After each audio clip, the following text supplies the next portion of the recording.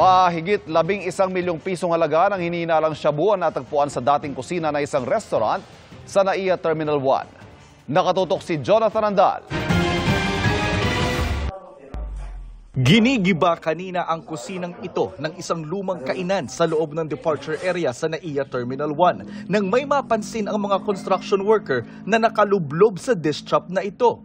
Pagkaahon, malalaking pakete pala yun ng hinihinalang shabu. May discoloration na ang pakete dahil marahil sa tagal ng pagkakalublob sa tubig.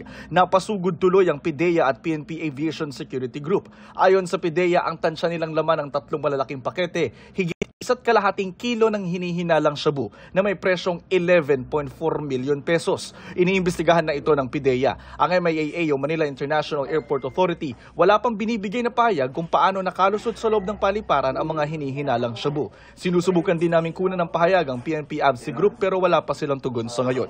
Para sa GMA Integrated News, Jonathan Andal, nakatutok, 24 oras.